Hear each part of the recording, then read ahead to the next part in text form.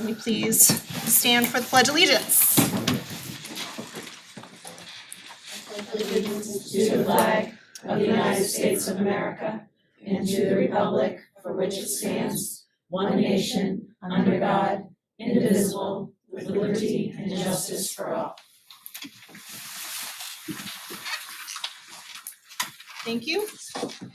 Heather will be down in a minute for the roll call. She had to run and make a couple copies. This will give us a minute to look over the minutes from last week.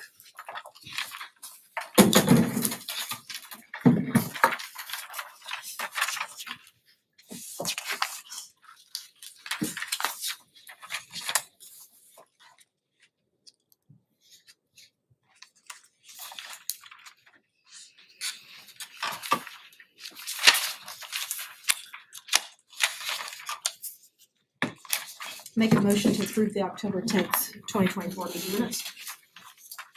Shouldn't we wait for Heather? We should wait for Heather to come back for the roll call so she can record those votes.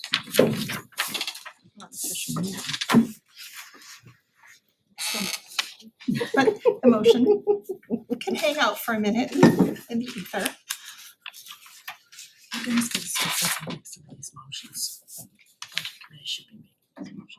Are you good? Right. Heather, would you please do roll call? I have Liz Costa. Karen White. Here. Lauren Schlerth. Here. Katie Knudsen. Here. Lily Hammond. Christy O'Clair. Here. Catherine Consalvo. Here. Sarah Dulce. Here. Sue Sherman. Here. Sabrina Albert. Here. We've already done the Pledge of Allegiance, so Katie has made a motion to approve the minutes from October 10th. Do we have a second? Perfect. All in favor?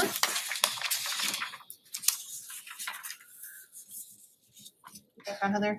You good? Any opposed? And any abstentions? That's 2. Okay. Right, so did anybody receive any correspondence that they would like to share? No, I haven't either this week. So we can move on to delegations and individuals. I have 2 community members. Brian Boyle.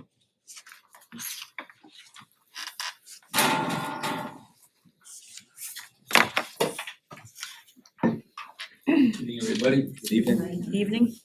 Brian Boyle, Atkinson. Kind of looking at the rest of your agenda, I wish I was down here over a month ago. Because what I came down here for tonight was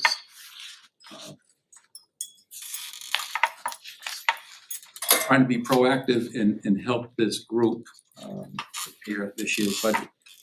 Having served on the school board for 6 years and the budget committee liaison for 3 of those years, I'm aware of the process, and part of me it was frustrating from a budget committee liaison because a lot of what goes in front of the budget committee, even though it's a number, only the school board can control positions.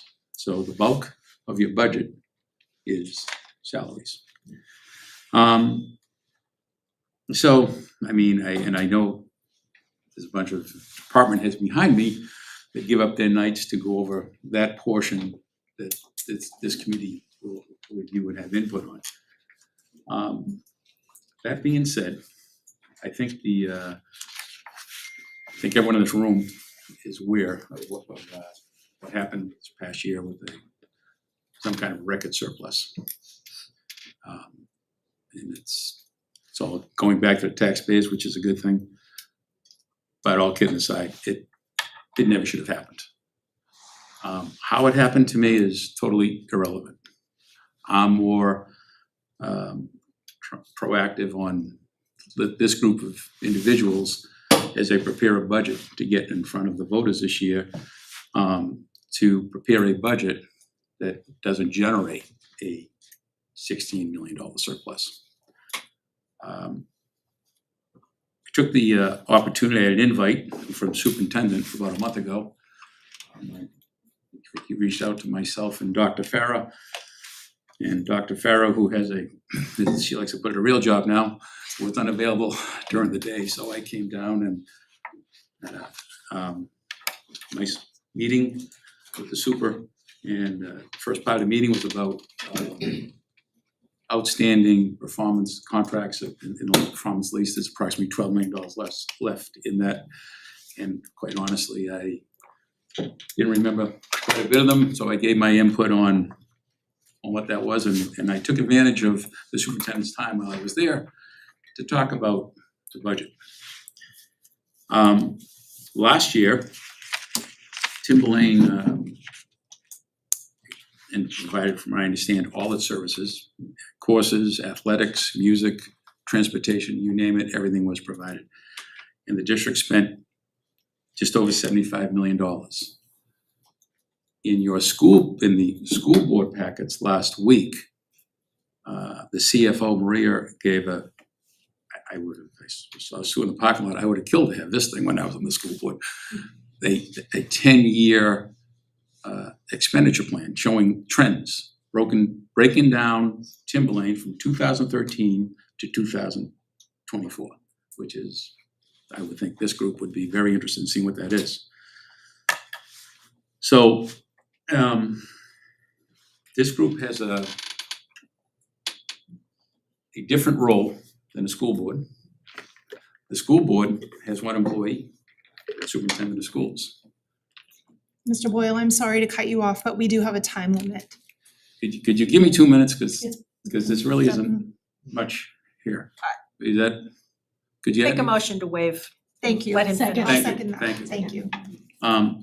So this group cannot direct the superintendent. You can recommend, but you cannot direct the superintendent. I would recommend, because I don't know what budget you have in front of you, that the superintendent and his team bring a budget in front of this group that reflects what happened last year, which is reality. You have $75.4 million. Next year you have the district has 6 unions. They're all under contract. It's going to cost the district approximately $2.5 million to honor those contracts next year, so you have to pay those. You're going to have a lease payment next year, which you didn't have this past year because we didn't use money. So those are the guarantees you have to spend. Obviously, you don't, when you put a budget together, even though there's no line item for a surplus, there should be some kind of fluff. You cannot run an operation like this and run it down to the penny. So I'm hoping that this group comes up with a budget that's in the lower 80s. Based on last year, you spent $75.5 million. The year before, you spent $75.5 million. The other thing that's happened since I've left the district, the super has to deal with, you are now dealing with professional services that a couple of years ago, whether school psychologists, you were only spending just over $1 million. Then the following year is $1.6 million.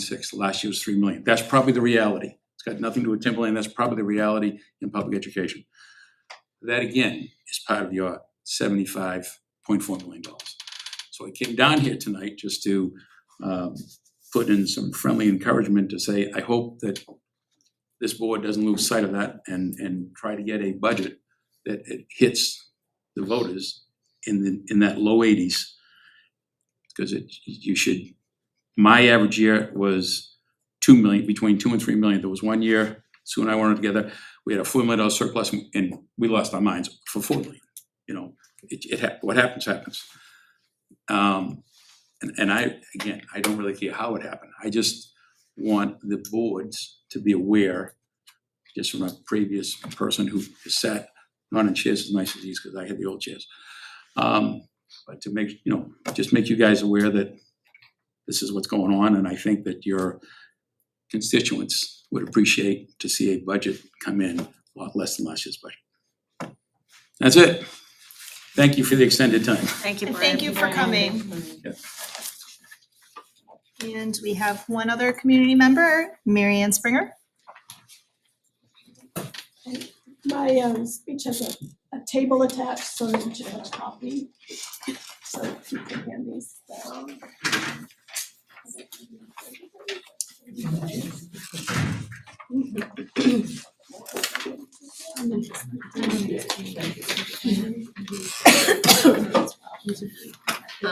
Thank you for the opportunity to speak. Before Mrs. Springer speaks, I would like to make a motion to waive the time limit in the spirit of equity. Second. Okay, I don't think I'll need it, but thank you. Please consider the following brief analysis of the budgets received today and those being presented this evening. I previously suggested through correspondence that budgets should be compared to fiscal year 24 actuals. We've been told repeatedly that the $16 million surplus was largely the result of open positions, including salaries and benefits, special ed costs, and unanticipated revenues. Few of the surplus components are included in any of the budgets thus far, so shouldn't these budgets match fiscal year 24 actuals fairly closely? I don't believe that the presentations are answering this question, as they are primarily focused on comparing fiscal year 26 to over budgeted amounts for the current fiscal year. Below are 11 departments with requested amounts above the fiscal year 24 actuals by anywhere from 8 to 67%. 2 budgets with requests below the fiscal year 24 actuals by between 11 and 36%. And 1 budget that is within 1% of fiscal year 24 actuals. I really think, as Mr. Boyle said, that a reasonable budget is closer to what was spent last year, and that should be the target, and anything that's different from that should be fully explained in these budget meetings. Thank you for your time. Thank you. Thank you.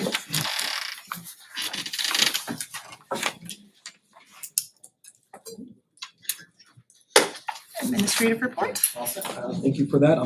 Maria's gonna begin with 2 quick things and I'll conclude quickly. I just wanted to bring to your attention that the tally sheet that you guys requested is included in your packages. The paper is getting bigger because we're getting more departments every week, so I just wanted to bring that to your attention. I also wanted to share with you the rates for the health insurance that we just received. So we currently have 6 plans. 4 of those plans are going away. Health Trust is discontinuing them. So we're only gonna carry forward 2 of the plans that we currently have. And we're gonna offer an additional plan depending on our unions, the discussions about that. The school board is discussing that with the unions and see what the unions agree to. So the increase in the 2 plans that we're gonna continue are, plan number 1 is 9.4% increase. 53% of our employees are under that plan. Then the second plan is 12.4% increase. 17% of our employees are on that plan, and 30% of our employees are in the plans that are being discontinued.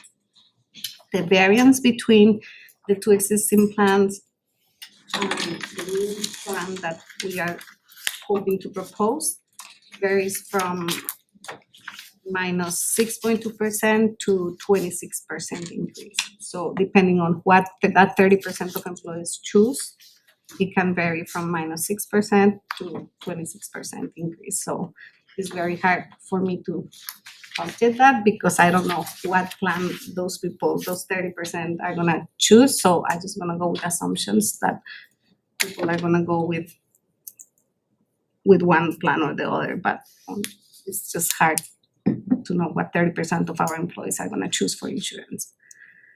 So that's the update that I wanted to give you. We have more detail on that. We'll be presenting that during the personnel section as well as we kind of make more sense and we've got some decisions made at that point. I want to reiterate what Maria said is that these are guaranteed maximum rates. This is not the actual rate that we're looking at, but this is kind of worst case scenario, but it will be the scenario that we're budgeting toward because it's tied directly to our employees and consists of such a large sum for us that we need to be prepared for if that's the case. Couple things we want to point out before we get to the meat of the presentations tonight. I wanted to share again with the Budget Committee that I'm continuing to meet with the Board of Selectmen. I just was in Plastow this past Monday. I'm going to be in Danville and Atkinson on these 2 consecutive Monday evenings. I'm looking forward to those conversations. Really what we're talking about there is highlighting some things specific to that town and some larger highlights for the district. I'm talking about measures the school board and superintendent have put in place over the last 2 years with regards to fiscal controls. I'm unpacking the unassigned fund balance again for the community so we can understand more fully what makes up that number in terms of revenue and savings and expenses. I'm communicating what our approach is to this budget process and being very clear with the Board of Selectmen about that, and then looking to the future about some potential partnerships. I'll share with you 2 things that have come out commonly from both Plastow and Sandown. The first is around positions, and Mr. Boyle spoke to it tonight. And I wanted to kind of recommit to this group, as I did last time, that is an active thing that we are engaged in and looking at. And my intent, and still on track to bring some budget reduction recommendations to the school board on November 7th. And then we will bring them, Marie and myself, through the personnel presentations here later in the month of November or December. The second thing that's come up is in terms of the town payment schedules. And if there's any flexibility to be working with the towns, that if we can still have a guarantee that we can pay our bills and meet all our financial obligations with payroll and vendor payments, is there an opportunity to have conversations about those schedules to allow the towns potentially to hold on to their money for longer, which generates more interest on that side. So if those 2 metrics can be made, we're going to be able to explore some conversations about that. I suspect that same conversation will come up when I visit Danville and again in Atkinson. One of the things I would request, and looking at special education presentation, it's scheduled for November 14th. What I'd like to do in terms of talking with our group here is, as I've been very clear with this group, there's a lot of variables that go into that projection. There's a whole lot of pieces that we want to continue to be very careful of. So what I'd like to do is to push that presentation on November 25th. That's that next successive meeting. It would just give us more time to be able to project some of those really volatile variables that we've identified over time. And lastly, before the presenters, I'd like to share that the school board meeting on December 5th is going to be a big date. I'd encourage anyone on this budget committee to either personally attend or connect it through the live stream or maybe even afterwards. But we're going to have the New Hampshire School Funding Fairness Project present to the school board that evening. This is a nonpartisan 501(c)(3) group that has really been in the existence since the Claremont decisions in the 90s. It's taken a couple different iterations, but its mission as a nonprofit is really to educate taxpayers and the school communities about the impacts of the New Hampshire school funding formula. And they're really centered on equity for students and equity for taxpayers. It's the binary choice we've talked about that I don't think needs to be made. I think there's common ground for both of those things. We're going to send out some information to all of our community folks. We're going to gauge attendance. If it's going to be a well-attended event, we'll talk about moving the actual physical location of the board meeting, but there will absolutely be an opportunity for people to submit questions to this group beforehand. So questions could come from here, certainly from the general public, but I think if there's going to be a lot of them, I like to have them in advance for those folks that are going to present that evening. But certainly an educational piece for our community. They make 40 to 60 public presentations for school districts and other municipalities across the state of New Hampshire each year. So I'm looking forward to their work. We've got, I think, 4 or 5 kind of groups to hear from tonight. Before we begin those things, just wanted to demonstrate that I am hopeful that you're going to continue to hear the thoughtful care and prudence in terms of what's being presented tonight, as these folks for their buildings and departments have done the same thing the previous presenters have done. And they're really looking to balance the needs of what our communities have, but also continue to deal high levels of educational opportunities for kids. So appreciate their thought and care talking about what makes up those numbers that you'll hear this evening. And that's all I have. Thank you. Next up, we have reports of committees.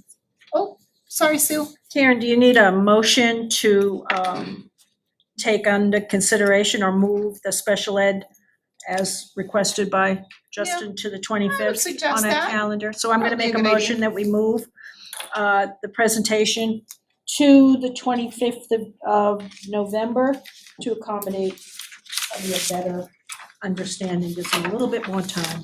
And then just, don't we already have things on the 25th? So what? 25th is it's kind of a total budget. Have you got the calendar thing? Well, it's currently is an it's- just it's an an open meeting. open discussion, yes, so we would hear that last budget. I'll second. All in favor?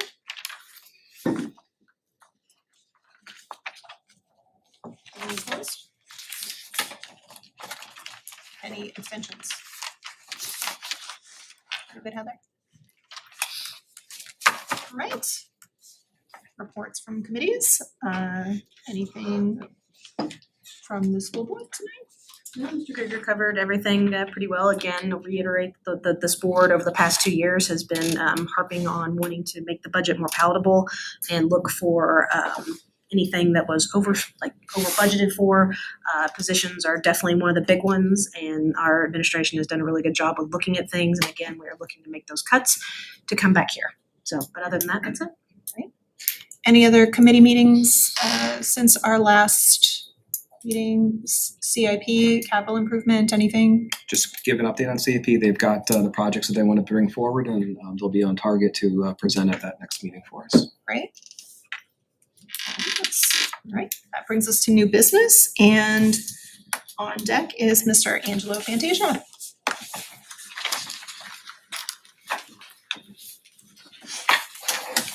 Sure. Thank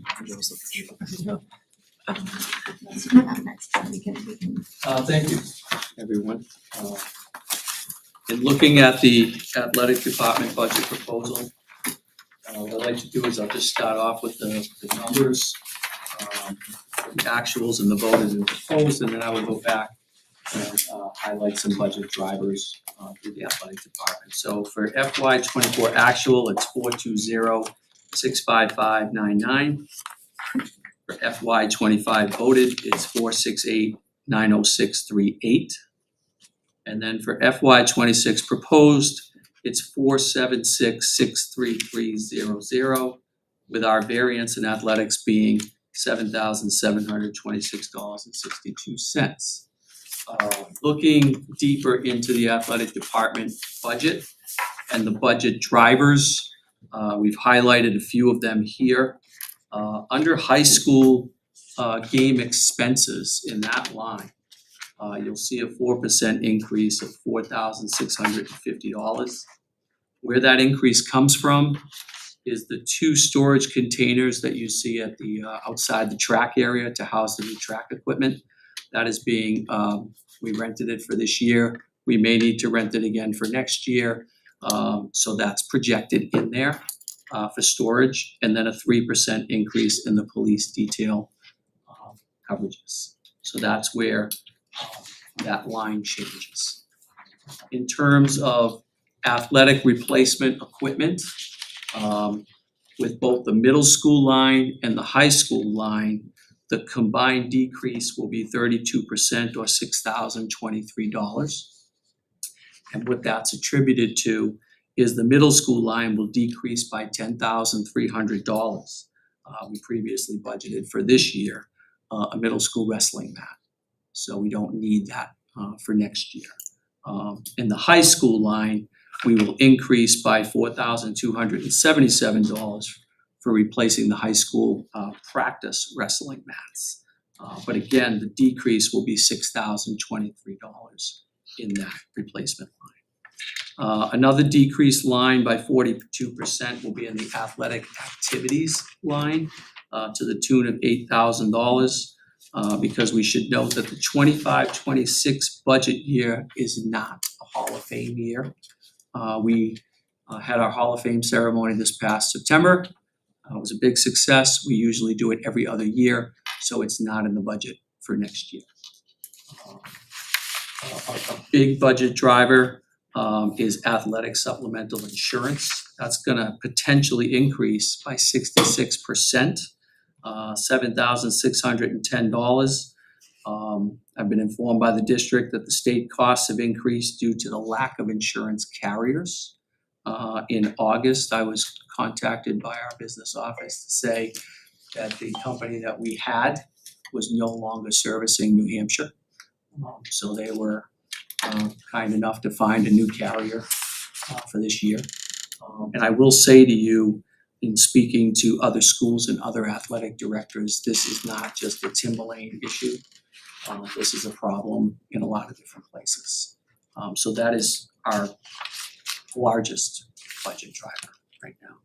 And then our last budget driver, a 3% increase in team transportation. There's a district contract with the bus company, and that's $9,889.42.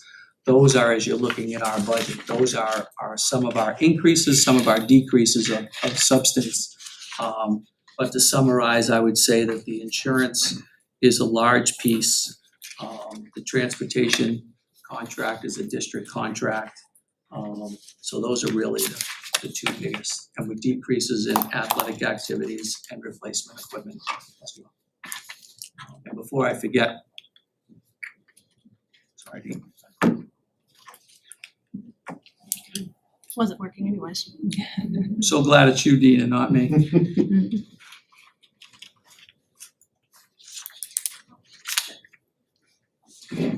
So that's what I was saying, sorry. I also want to make sure that I highlight another piece that's not in the operation budget, but I do want to make reference to it. It's in the stipend budget, which is a different account. During this school year, the district received a Title IV grant. And with that grant, we were able to start esports teams for both the fall and the winter season. Please don't ask me any questions about esports because I have no idea about anything video. But the grant was we were able to get all the equipment needed, as well as the coach's stipend was included in the grant. It was $1,500 for the fall, $1,500 for the winter. So what we are requesting is in that stipend account, $3,000 gets put in there to pay next year, because it won't be in the grant next year, for the esports coach. So that's all I have right now, so thank you. Discussion? Hi, Angelo. I know the last couple of years, we've talked about the hunt for game officials. And you didn't bring that up this year, so is it better? It's constant. I was just at an athletic directors meeting this morning, and it's just the shortage of officials is the shortage of officials. I was asked last week at a school board meeting about, transportation situations. We're just making it work, where some officials, thank God, they are doing games in the afternoon and then traveling to do a second game at night. We're just all kind of banding together and making it work. And that's all Oh around the my God, state or all it's around not just in the area? state. The NHIA executive director was at our meeting today, and he's been meeting with other directors around the country. It is a national problem. We really need to find a way to get more officials involved across the board. It's not just one sport or two, it's everywhere. To get these younger people to wanna participate and be an umpire or ref or? I will say that the suggestion that came out of the executive director today was he's talking about new empty nesters. So if there's anybody out there whose kids are no longer playing, but they want to stay connected, he said that's a group that we might want to try to target as well. So if anybody's interested, I'll get you involved. I have two questions. One, the $3,000 projected storage unit cost for the track equipment, you said you're renting it, but what's your long-term plan? Well, that's what I'm working with the district on, about a long-term storage that's permanent is what I would love to have. So I know storage is always a problem because of all the sports teams, but have they looked at reconfiguring or doing anything to that like? Yeah, we have. We've cleaned out, we've updated, we've thrown things away. And one of the things we do every year, every summer, is we literally clean out our storage areas. You'll see, unfortunately, you'll see me and probably Jessica Susi in the mini gym storage closet. Jessica and Gina, our athletic trainer, spent 2 different days in the summertime cleaning out the concession stand storage. We clean them all out. We've got some space. I wanted to work with Dr. Martin soon about we had some ideas about where to put certain things to kind of make them more systemic. But that's something that we are working on and continue to. Thank you. Last question I have, the 3% increase in police detail costs, is that because you're requiring more detail or is that because the detail cost has gone up itself? That's what that is. So what we do as well, I try to, again, to be as thorough as I can. You know, we call the facilities people, we call the mountain, we call the swimming pool, we call the hockey rinks. And we try to get engaged for them, and it's very difficult because sometimes they're not gonna tell me an exact figure, but they'll say you can plan on a 3% increase, or you can plan on a 4% increase, and we try to factor that in so that we're not surprised when next year rolls around and, you know, we kind of know what we're walking into. So to answer that question, we communicated and they were talking about a 3% increase. So it's not that we're asking for more police or doing different things, it's just we're trying to factor in what that rate might be. Okay, thank you. Lisa? Angela, just looking at the trend here, because I know, like Mary Ann was saying about the trend from the various years' actuals, I see a significant increase with game expense for both middle school and high school actual versus what we're budgeting. Did something happen? Because actual for '24 was about 70,000 and now we're budgeting 100. So I wanted to know what is the delta, what's causing that increase in budgeting? I think the only thing that we have done in terms of game expenses, we've tried to keep things the same. The only thing that we've really tried to do, we really didn't even increase too much of the officials' payments, because I think I came here last year and talked to you about a new formula for officials that we really cannot explain yet or factor in. Even the rest of this year, depending on the sport, we're not sure how far people are coming from. So there's a little bit of unknown there. That's really all we're really looking at here. And then insignificant, I would think, you know, the porta potty rentals, we keep them out there with every year except every season except the winter. And we even kept them out there in the summertime because there's so much activity on our grounds. So there's really not.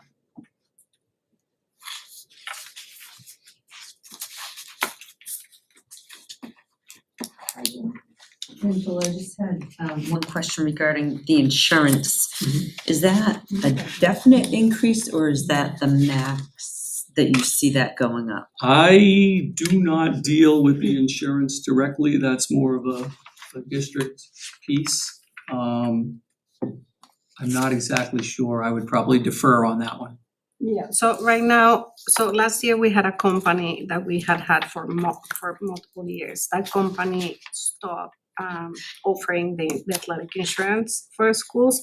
So we had to find this year a new company, which Lisa actually called around or districts, call insurance companies to see who would insure us.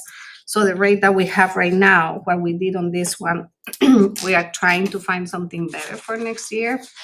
Chris Martin is working on that, calling other districts to see what they have. Not all districts have athletic insurance, so it's not something that is extremely popular. So we're trying to find another company that has better rates, but there are many companies. I mean, the pool of companies is very limited. So what we did is we increased this year's rate to increase that we got this year. That was the best assumption that we could use as of right now until we have a better. The other thing is insurance companies usually don't give you quotes for a year and a half in advance. So they don't even know if they can insure us. So it's very hard to find a company that tells you a year and a half in advance, oh, this is the guarantee rate for a year in a year and a half. So we just have to go with an assumption. I have a question. On page 9, when it talks about the sports equipment for gym classes, Where are we? page 9.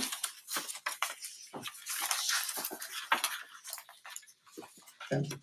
So I believe that those were also in the elementary school budget, was like the per student cost for all the sports equipment was like a few dollars. So do these get dispersed to the schools also, even though it's already on the individual school budgets for the elementary schools? Why are they on? So Angelo budgets for the high school and middle school physical education budget, is that correct? That is correct. So Angelo budgets for the high school and the middle school, they are used by the middle school and high school students. And then for elementary schools, the principal's budget for the elementary schools, which I don't think is that much. I mean, it's- Okay, it says full day K on here also. So that's what made me think it was for all of them, and it says like per person district wide. No, so So- like I so- said, Angelo budgets for middle and high, and then the principal's budget for the elementary. Correct? Yeah, that's accurate. That's accurate. The way you would know the difference between middle and high and elementary is where you see the digits 50, 60, 02, and 1. You see what I'm looking at towards the end of the number? Okay, 50 is middle school, 60 is high school.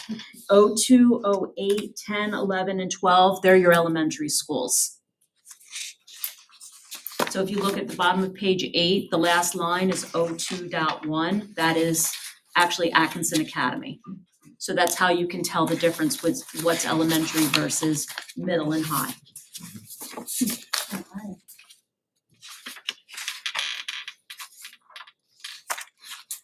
Thank you. Sorry, I was reading. That's Yes, okay. Sabrina? I don't have a question, just a statement for anyone who might be watching and doesn't know, as far as the increase on teen transportation, for those who might not be aware, middle school and high school sports have done a great job with combining buses. So, you'll have, field hockey and track, playing in the same school and piling in. So just for anyone who might be watching or doesn't know that we are packing those buses, we don't have like a field hockey team of 24 kids in a whole open bus. We're filling those buses up before we leave, so. Thank you for that. Very true. Any further? Yeah. Katie? So back to page 1, it's line item 4.60.3. And I don't doubt that maybe costs have risen, but it's a $31,000 difference. So do we have what the actuals are for currently year to date for that line, like what's been paid out so far? Which line is this? I'm It's sorry. on the first page, it's the very last one, it's 390.04.60.3. Game expenses as of today. Yeah, do we know how much has been spent as of today? 2 seconds. Yeah. We have spent so far year to date $28,111. And encumbered, we have 2725 basically, 2,725 is what we have POs for, but we just haven't gotten the bills. How much is for it? That's what I'm saying, 2725, that's the PO 2,000. encumbered, so that's what we have left in POs left to be paid. Year-to-date payments are 111,000. Yeah, $28,111. Oh my gosh. That's okay. Sorry. Okay, thank you. Any other, And I'll make a motion that we, the budget committee takes under consideration for review and possible, approval, the 26 proposed budget for athletics of $476,633. Second. all in favor?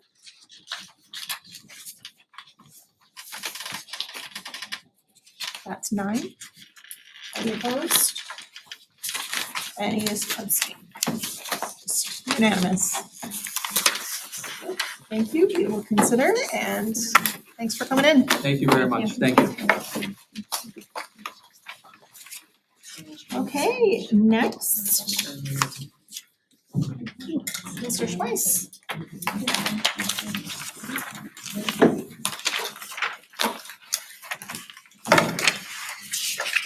Welcome.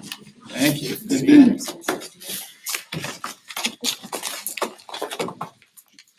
Read the screen. So looking at my budget, fiscal year 24 actual was slightly north of 200,000. That's adjusted because we did get some surplus money to pay for some replacement marching band uniforms. So that's a little bit higher than what we would normally do in a budget year. 25 voted for this year is 129,883. My proposed for next year is 129,768 and change. Roughly 114 variance. looking at my drivers don't necessarily change too much from year to year. The biggest amount is gonna be transportation and fees associated with individual and ensemble performance and festival participation. So for example, getting buses this past Saturday to be able to take students to audition for the Jazz All State Festival. Eventually we'll need to pay for buses to take the 8 students that made that festival to that performance in February, those types of things. We're also looking at K through 12 music classroom supplies, which includes music for performance, lesson books, practice software. We also have to think about our instrument maintenance, repair, and replacement. There's a couple different projects that we want to maintain the instruments that we currently have so that they're in good working order for the students to utilize. We also are working on some replacement situations for instruments. One of the things I've been doing over the last few years is purchasing updated Clavinova keyboards. Those are the ones that our choral teachers use for rehearsals in their classroom. They're electronic, and what's nice about that is that means that they do not need to be tuned. We do have to pay a tuner to come in and tune all of our acoustic pianos. So I'm working on trying to get more of those digital keyboards into the classroom to replace our acoustics to reduce our annual costs for piano tuning, one of the projects. Another project that I'm working on is trying to find more beginner instruments for students to use that the district owns. The particular one that I'm working on now is what are called fractional sized stringed instruments. You think a violin as a violin, but there's the full size that the professionals use. When you start in 3rd grade, you're on a quarter size. So those typically get rented from the companies until they can no longer be used. What I'm trying to do is find those instruments that may have been rented, but are not, they're still usable. So if we can purchase them from the companies, that gives us an opportunity to provide an instrument for an elementary student. So again, another project that I'm working on, trying to provide as many of those opportunities as possible. And I have to take advantage of those when they come up, because you never know when the instrument manufacturer and rental companies are gonna have those opportunities. Which that is the last driver, instrument acquisition. Front-end percussion, we have an increased number of percussion students entering from the middle school to the high school. It's been a trend that we've seen. We're excited to have them on board. That means we can still only support so many what we call mobile percussion. That's the snare drums, the bass drums, the quints, the cymbals that we see on the field. So we're increasing what we have in front-end percussion or pit percussion. So we do need to purchase some additional instruments to make sure those students have things on the field that we haven't had as a district in the past. Again, another project. Uniform upkeep with those new uniforms that we're hopefully going to be getting in March, the marching band uniforms with the new dresses and the new tuxes that we've already received. I'm putting some money aside in the budget each year to be able to acquire additional uniforms, so ones that the wear and tear is just too much and we have to replace, or if we have some uniquely sized students where we did not initially purchase a uniform for them, we're able to purchase one for them so they're able to have it for the school year.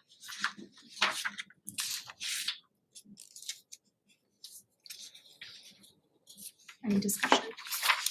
Okay, so in saying that for your uniforms, so is that your plan then? So instead of having to wait for 30 years to get new uniforms, now you actually have a plan to replace them so you don't have to do that again? Ideally. Cool. Ideally. I mean, the biggest upgrade that we got from the old uniforms to the uniforms is structural, updated material.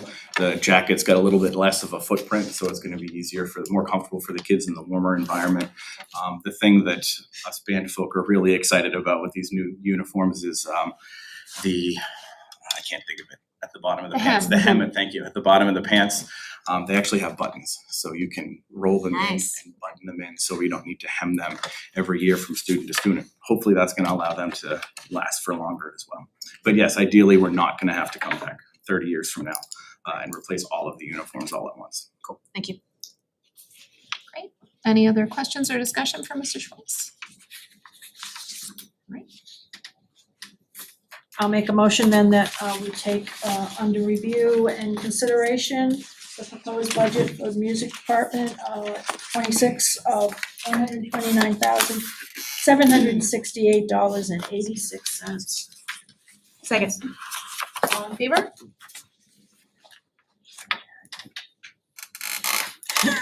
That's everyone, Heather. Thank you so much for coming. Thank you very much. Thank you very much.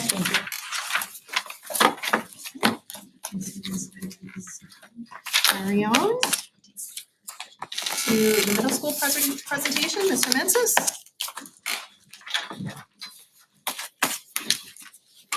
Evening, Mitch. Good evening, everybody. So, you guys ready to talk middle school?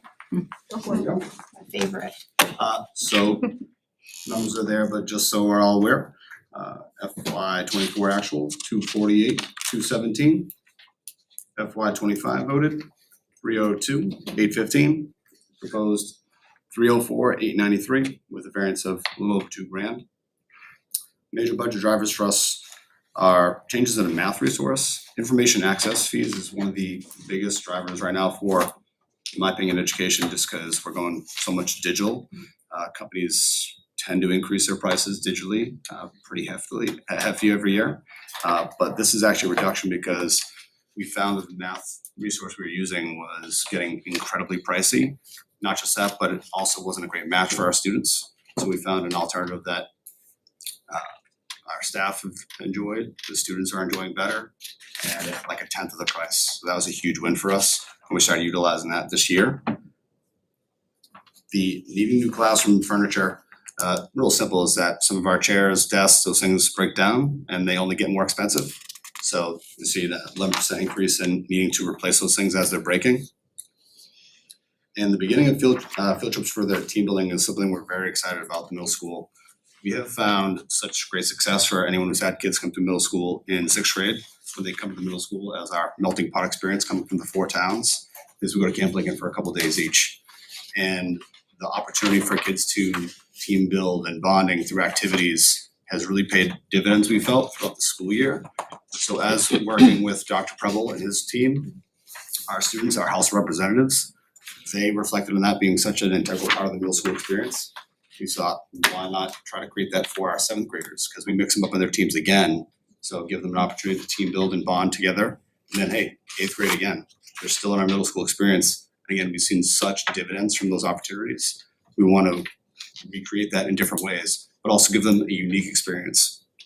So this year we tested out by having our 7th graders go to Camp Timberlane Falls. And 8th grade, we had our community partner Adventure Lore come to us and do some fun activities in the field. It was amazing stuff. And that's where the increase is for. Oddly enough, it falls under the supplies, but it's really for field trip purposes and student transportation, simply the buses to get us to those experiences. That's middle school stuff. Did you guys do a full day of, oh, no, go ahead. Cause we just had Adventure Lore come to our school too. Did they do a full day or was it just the morning? Or Sure, was- I'll give you the full scope. Is that 6th grade, 2 days for each team, so 6 days. And Timberlane Falls, 3 days, 1 day each per team. And Adventure Lore, 1 day each per team is our goal. Full day though? Correct. Okay. This is really a question for Mr. Krieger. So is this, the student transportation, are we utilizing our bus company that we use for like regular routes? Correct. Currently, I know in the past and even now, we have problems with a bus company, not either like special education. They're not utilizing all the routes. That was one of the deficits.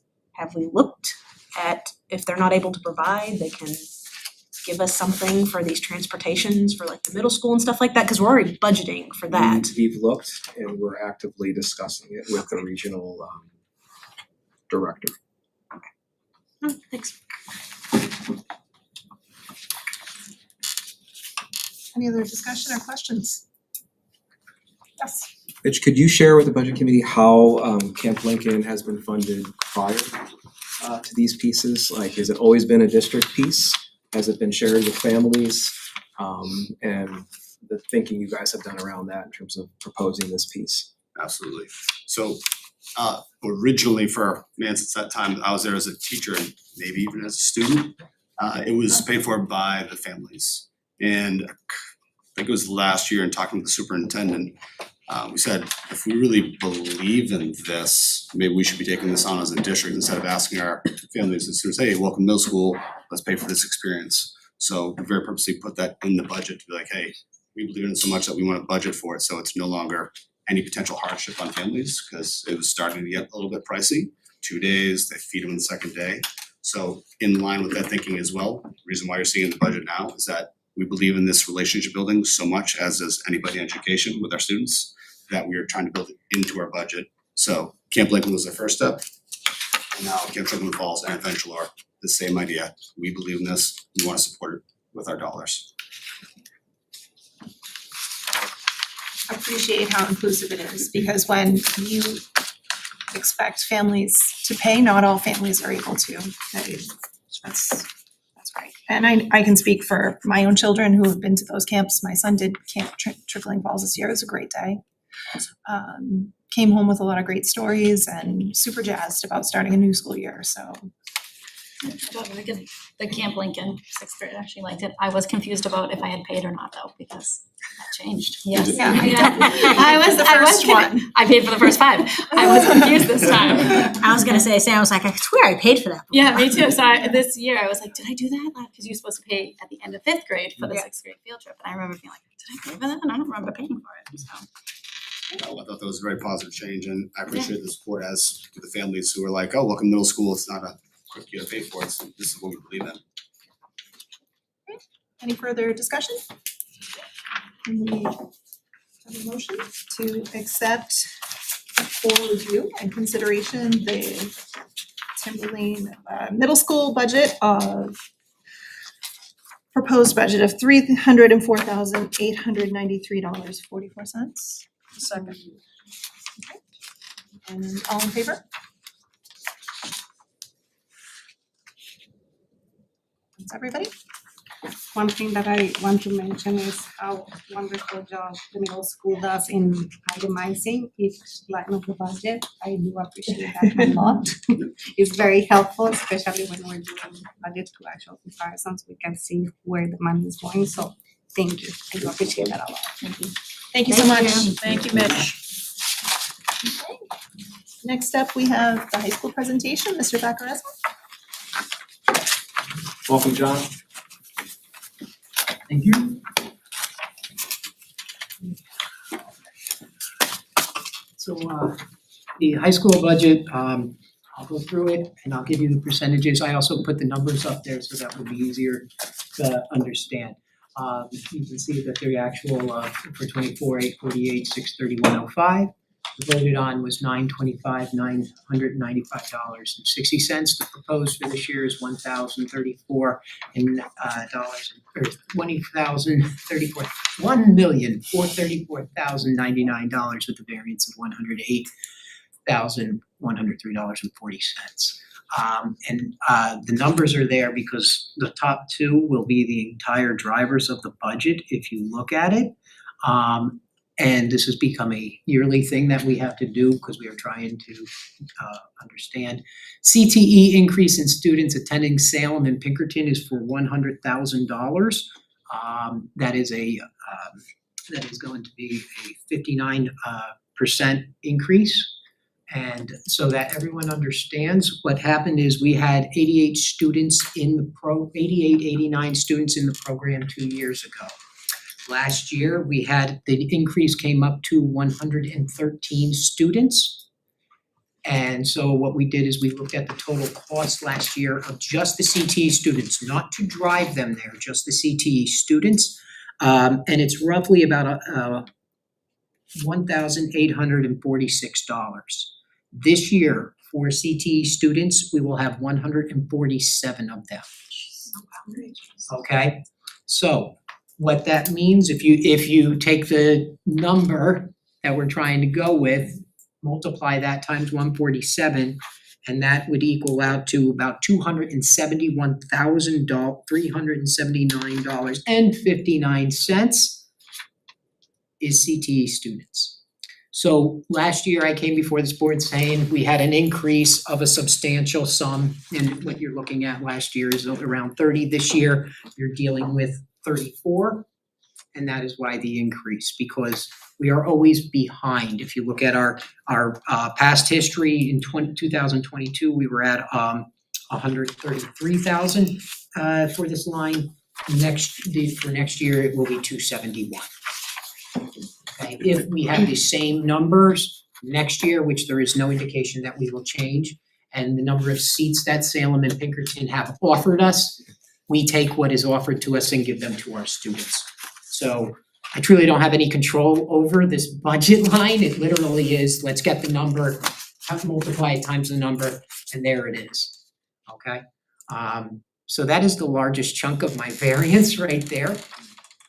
I figured because it is such a large chunk, does anyone wanna talk about that before we go on to anything else? Yeah, No, you can go. I'm just gonna say the same things I said like last year and before that, like, have we been exploring options to offer our own CTE in exchange? I know plumbing, but emergency first aid is one that is not out there, things like that. so there are only 3 that, because you're regional Yeah. areas, You know, and the I ones that they appreciate you don't asking me the have. question. Yeah, You know, that's fine. because your CTs are linked with a number of things, Perkins grants, regional areas, so that you only can offer a particular course, as you were saying perfectly. You can only offer a particular course within a particular region, and you have to open it to all others. Okay? With that in mind, you also then must create the space for those two. There are currently, and I believe there are 3 that are available in the area. I believe one's fire safety is the area. And then there's 2 others, and I can't remember off the top of my head. Other than that, we have to go to these other schools to do this. What we are doing at our school level for fire safety, we offer an ELO program that has happened with the town of Plastow, linked with the Plastow Fire Department. A number of students have been doing that last year and are doing that this year. But we have, and Mark Pedersen, this is like his baby that he really, really would love to pull in here. It is very, very difficult, very, very costly to get the programs to come in. To have any of the class programs, you would need a pretty large overhaul of the facilities that we currently have, as you can imagine. And so that is the obstacle that we face. And thank you for asking the question. With the fire, have you all thought about getting creative and doing it off campus? So they do the CTE portion. Right, if you were have to gonna go- do CET. If you're talking CTE, Correct. you have to have a home area linked with the school that has it, and then you'd still have to then create the facilities to do that. And then you also, because you have to have necessary parking, you have to have necessary other pieces that link to the grant. CTE centers in general all take place in the one area of the schools, whether it's, and you could have Seacoast has a CTE center, Alvern, they all are located on the campuses of the schools, not necessarily off campus. Okay. Yeah. And John, they have to be, to get even recognized that you wanna do a program, there's a huge process to go through, correct? There We're is. talking state and committees, and it isn't just say, hey, we'd like to do. Yes, it is a, not that it's a problem of time but it is a Yeah. heavy lift to go to that point, to then say, be recognized, to then do the contracts, to then offer to other places. And remember, you do have to, just like we are very appreciative of Salem and Pinkerton, you have to offer a certain number of seats out to other schools as well. So it's a great venture, but it is a long process. If we could have it, there would be a lot more lift to getting this than a simple, we wanna do this and let's go. We're talking a year's process.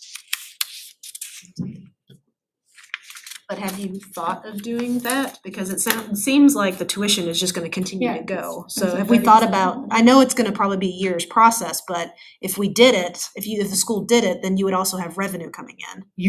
We have looked into it, but it's one of those that we don't meet the criteria to make this happen right now. It'd be like saying, I wanna host hockey games currently at the school. We don't even have the facilities to do that at the current time. So you'd have to then do an overhaul of all the facilities as well, for these programs.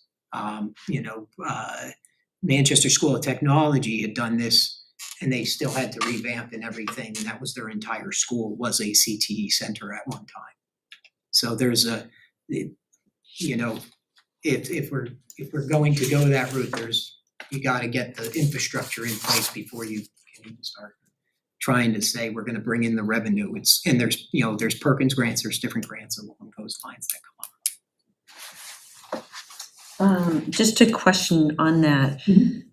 Are these schools that have been designated as, the CT centers, how are they expanding their facilities? Is that why there are so many more openings for these students to go than there used to be? Or are they now just finally filling to capacity?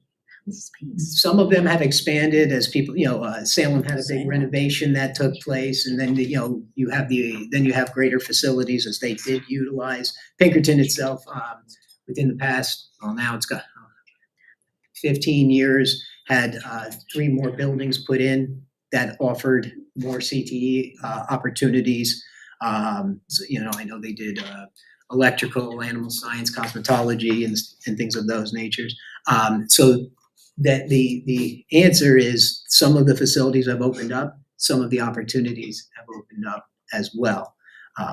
So we don't foresee us losing a large number of seats. In fact, at one point, a seat opened up, I believe, on September 2nd or 3rd, and we were like, okay, do we have someone to fill it for the program? We actually did, and we filled it. So, but as far as some of the facilities have gotten bigger, I don't know of any of the centers that are now expanding beyond what their current blueprint is, though. Right, so if they're kind of at getting to their max, it may not be able to, the trend may not be able to keep going In all at likelihood, this pace. right, in all likelihood, we are getting to a point where we have the maximum numbers at whether it is Salem or Pinkerton. And at Salem, we currently have 123 students.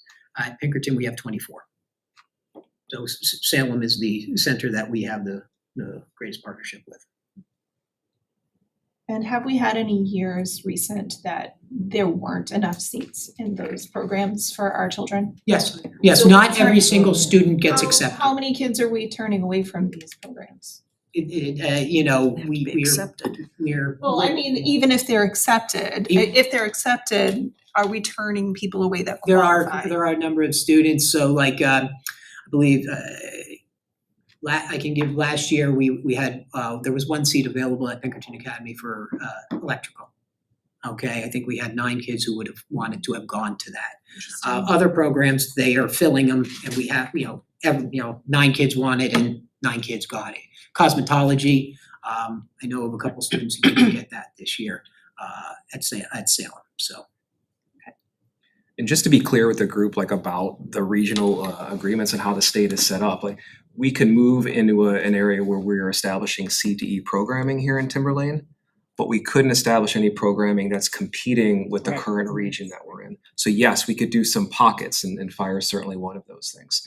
I don't want to lose sight of the fact that part of the instructional pathway at our district is providing kids different pathways to get to the end result.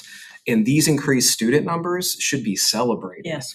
Right? These are educators connecting with kids about a high level of interest that's getting them, in some cases, a professional certificate before they're leaving high school. So it is, I think we need to think about how we're going to be implementing, but the rise in the number thing is something to be proud of in the school district. It's about linking kids with their high level of interest at the latter part of their high school year for trades, essentially. John, can you Human remind- service organizations. They're super valuable, and I think it just, as a society in general, we're gonna see more people children, young people moving towards trades, because honestly, for working class families, the regular 4-year college track sometimes isn't financially feasible. So to get a little head start professionally when you walk out the door of high school is huge. So that's why I asked, are we turning kids away? we need to be supporting these programs and we need to make sure that we have space for kids. And I have to say that there's an intro to trades class that, you know, isn't the CTE, but it gives the kids, you know, some understanding of what's out there. Amazing class. And everybody I know that's taken that learned about things that they didn't even know were job That's right. opportunities in the future, you know. John, what's the population again of the high school? Real quick? 955, I believe, was the October 1st number. That's the number that goes to the state. It's Right. whatever the number is on October 1st. So it's a good percentage of Yeah, kids. that's a good chunk. Yeah, it is. Yeah, in our business administrator, in one of our recent meetings, we were talking about it because this is a statewide issue, like especially post-COVID.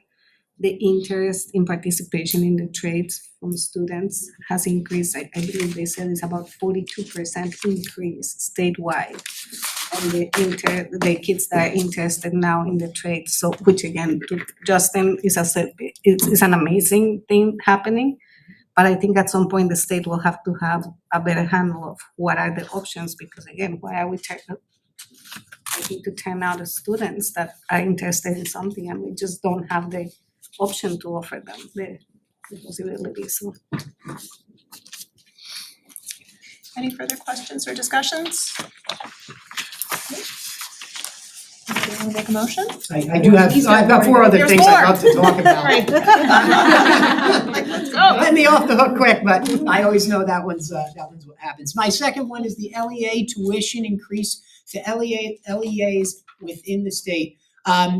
This is another one of those where this is for out of school program that gets, we are told this is the number that is being expended in a year.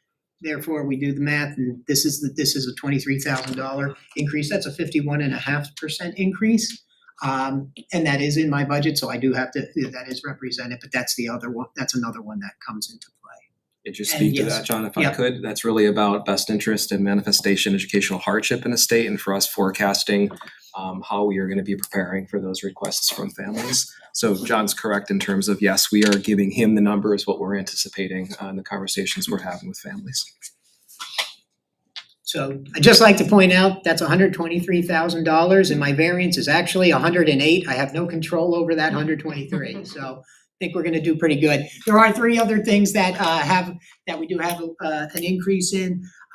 One is going to be the information access fee. The library is trying to expand, reach out to students, and they're trying to go in a direction of getting more students doing more research into both the library, but also expanding more into classrooms than they have. You know, let's get the library not as a place, but as more of a support.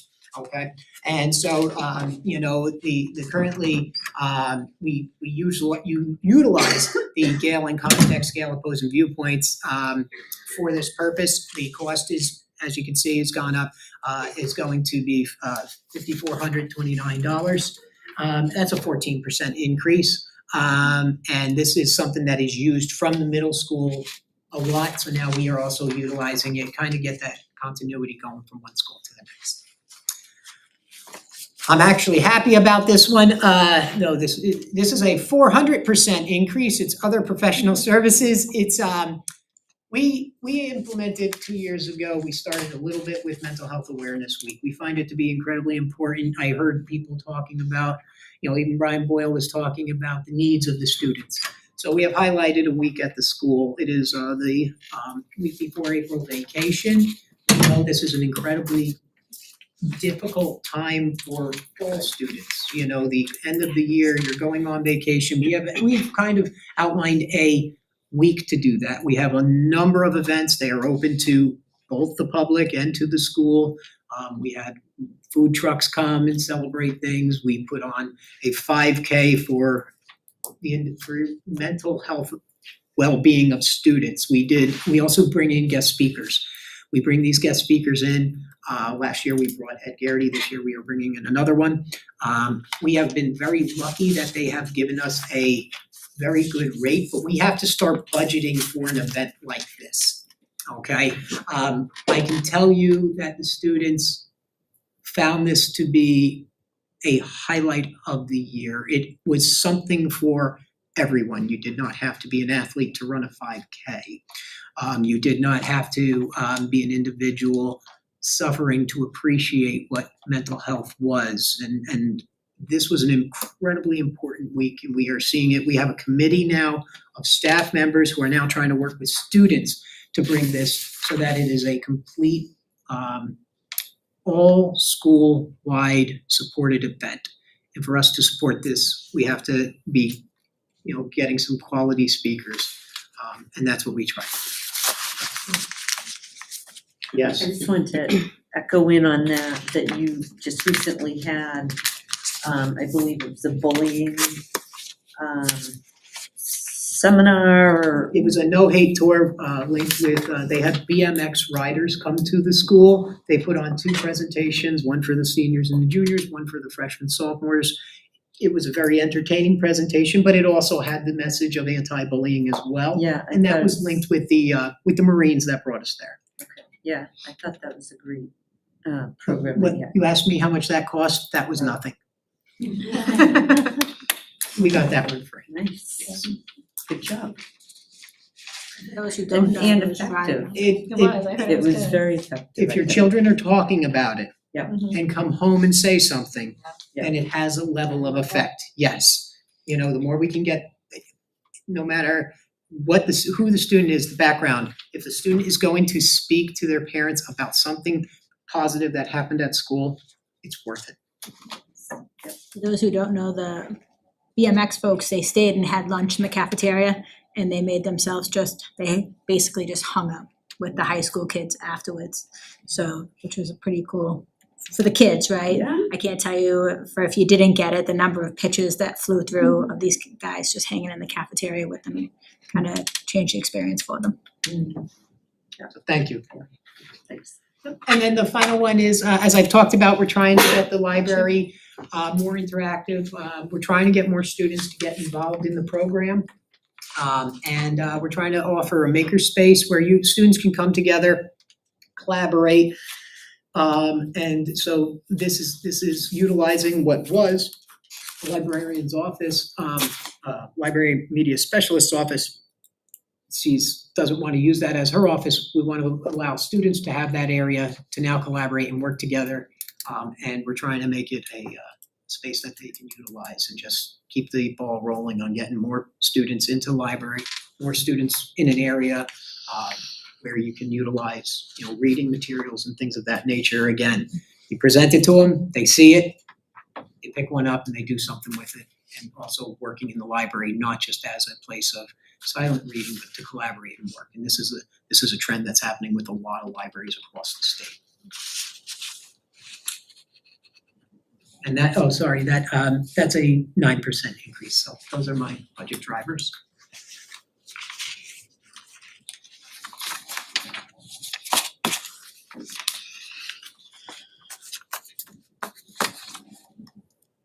Discussion? I have a question about the BMX takers. Did they go over your head? They did that for our principal. Yes, they did. If you want it, I have videos of it. It was amazing. The first time the guy went over, he clipped the seat and they said, unless he gets 2 feet, it's no good. Students, put your fingers up, yay or nay. Did it make, everyone put their fingers up for having him still jump over my head. They all did it. So, but yes, I can show you the video sometime if you'd like. All right, well, now I think we can make the motion. I'd like to make a motion to accept for consideration the proposed budget for the Timberlane Regional High School for year 2026, $1,034,099. Second. All in favor? That's everybody. Thank you so much. Thank you very much. Thank you.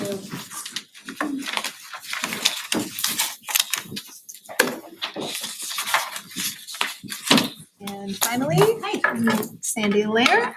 Evening, Sandy. Hi, good evening. Hi, I'm Sandy Allaire. I'm the assistant superintendent, but I also oversee both the curriculum and professional learning departments. So I'm going to be presenting those 2 budgets to you. I'm going to start with curriculum. So high level fiscal year 24 actuals was just over $200,000, 206,014.75. Fiscal year 25 voted is 449,850. And I'd like to pause there before I move on to fiscal year 26 proposed. Just to remind you, a year ago when I came before you, there were some one-time increases that were built into this current year budget, fiscal year 25. That came about because there was a loss of grant funding that had come through COVID. And so some of the programs that we were able to purchase for instruction, for assessment, those grants ran out. And so those costs were built in for the first time into the fiscal year 25 budget. So that is a differential that was roughly over $100,000 in the prepared budget or the proposed budget between fiscal year 24 and 25. So I just wanted to remind you of that. Also additionally, we budget based on needs as opposed to wants. And so occasionally as we're reviewing curriculum, we prioritize different areas. So we had built in some one-time purchases for math and science educational resources that you'll see reflected in the fiscal year 25 budget that had not been in fiscal year 24. So just that substantial increase is reflective of some of those things a year ago. And so fiscal year 26, the proposed is $343,206.98. And that is a decrease of $643.02. So major drivers, I highlighted somewhat the increase around books and info resources a year ago. This year, we're coming to you with a reduction as compared to our current year budget. It's a $63,000 decrease, which is a 41% reduction compared to this year's. Some of those drivers are, again, Mr. Mentz has talked about the decrease in the need for textbooks. We have found that while we were anticipating sometimes a small number of replacement textbooks, we do still use them in pockets. But we really have started to phase those out. So as we're monitoring our actual purchases and needs, we have reduced those lines significantly over the past few years. So this is another decrease across both the elementary and secondary lines. Additionally, I spoke to in fiscal year 25, we had budgeted for the purchase of science and math resources. So those will have been purchased. We no longer need to allocate funds for those in the fiscal year 26 budget. Our focus next year is more on writing resources and social studies. And so we anticipate that that'll be a slightly decreased cost. So that is a decrease of $32,000 at the elementary level and an additional $25,000 in those lines at the secondary level. Another driver is in supplies. We have found that, again, because of the shift to primarily working in collaborative workspaces digitally, we rarely are purchasing actual supplies, paper, pencils, chart paper. When we are doing curriculum development, workshops with teachers, we're really working primarily in these shared virtual spaces. And so you'll see, again, a $2,200 decrease is an 88% reduction, which shows you that we're not budgeting a lot in those lines. Dues and fees. Again, we are aligning that more to actuals of what we've been expending, so that's a $5,000 decrease. And then information access fees. We have looked kind of systematically with all of our schools. I know when the elementary principals were here 2 weeks ago, you were able to hear a bit about how they had met, aligned, compared what are the programs that they are using. We did that at the district level as well. And so we have absorbed some costs at the district level that we recognized were budgeted maybe for elementary classrooms. We found that we were able to shift to district licenses to reduce costs, to get a better price point for us as a district. And then in addition, we were able to monitor usage. And so in some cases, there were some programs that we were using very frequently during COVID when we were doing hybrid learning or remote learning, that once we came out of it and we were back in person, the usage dropped significantly, but not completely. So we've been able to work with some companies to get licenses that rather than a district-wide or a building-wide agreement, we're able to get a license for the 50 educators across the district who use it regularly so that our prices are reflecting our actual usage. So some of those cost reductions in that line are reflective of that process. So that's a $28,843 reduction in info access fees. And so those are the primary drivers. There are some other, slight tweaks that are not as significant, but overall, that's kind of the holistic look at curriculum. Any discussion or questions?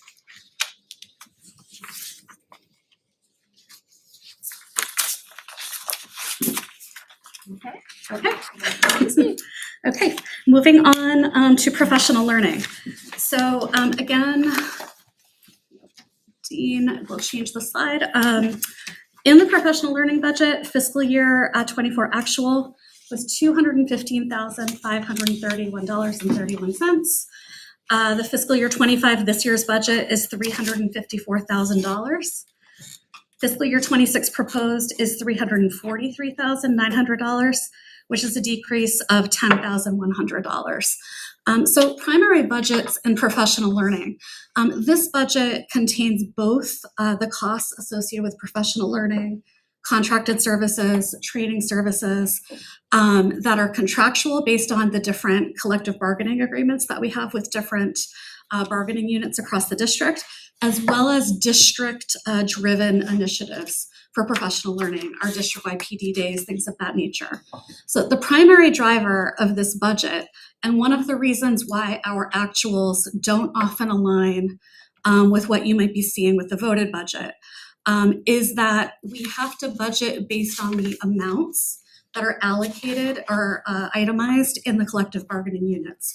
So the first main driver is contractual benefits. $230,000 of the total professional learning budget for the district, which again, the total proposed is $343,000.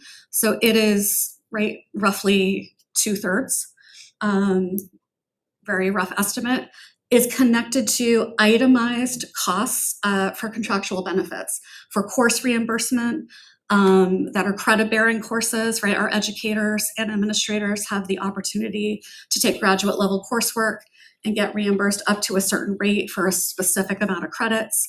There is a specific pool of money that is itemized in contracts that we have to build into our budget. Workshop and conferences as well. All of our professional staff have a certain benefit that we are required to budget for. There's a pool of money that is identified in different CBAs that we, again, are mandated to budget for. The degree to which the actuals line up is really dependent on the choices that our staff are making. So what we are finding is that there are some years where we are fully expending some of these costs, and others where they are teachers and administrators are not traveling as much for out-of-district professional development or enrolling in graduate courses and things of that nature. So year to year, again, we budget for it, but it's hard to predict the degree to which those lines are going to be used. So that's really the primary driver of this budget. Some other decreases, though, that we are able to have some flexibility with: travel and workshops for district requested trainings or required trainings. So some of those examples would be at the secondary level, we offer advanced placement courses. We offer some engineering courses. We offer dual enrollment courses. All of those courses require a certain degree of training through outside organizations or sometimes through different programs.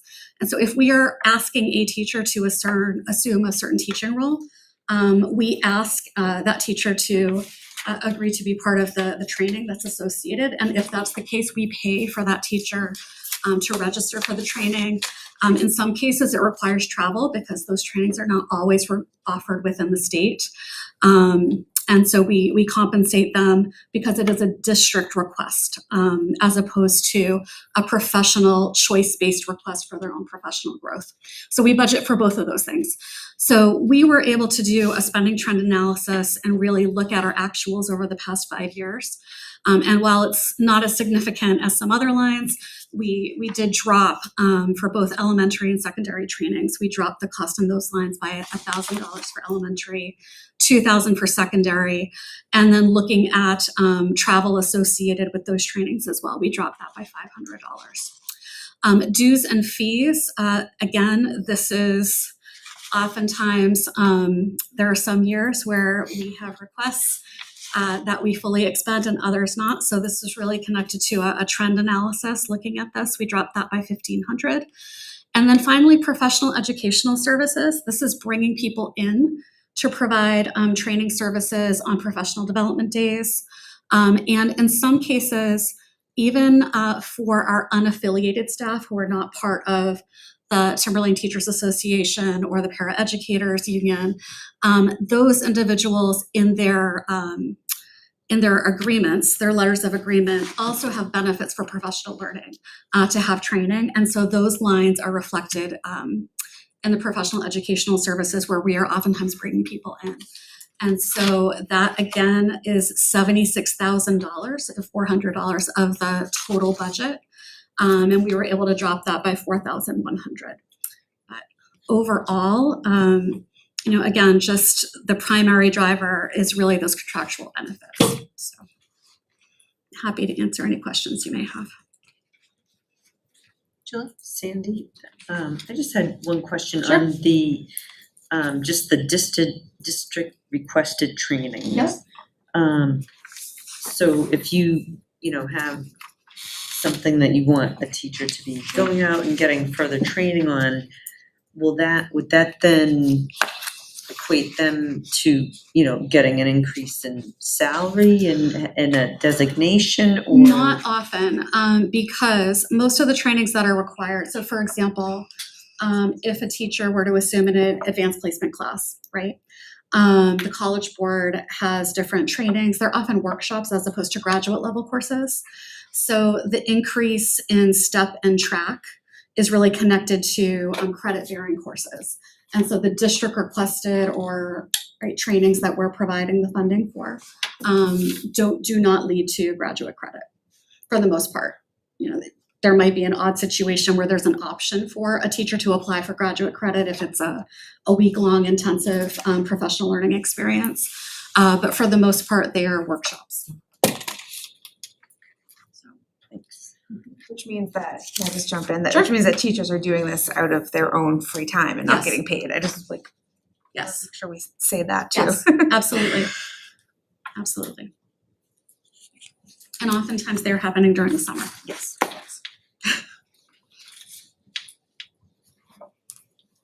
Any other questions or discussion? So there were two there, so we'll need two motions. I make a motion to approve for consideration the curriculum FY26 proposed budget of $343,206.98. Second? All in favor? That's everyone?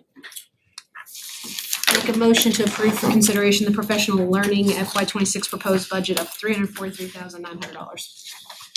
Second? All in favor?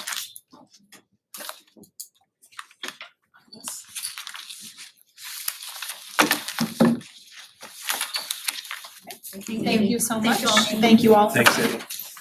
All right. That was our last presentation of the evening. Now moving on to other business. Thank you all so much for coming. Future agenda dates. On the list here, we have Thursday, November 14th. Monday, November 25th. Thursday, December 12th.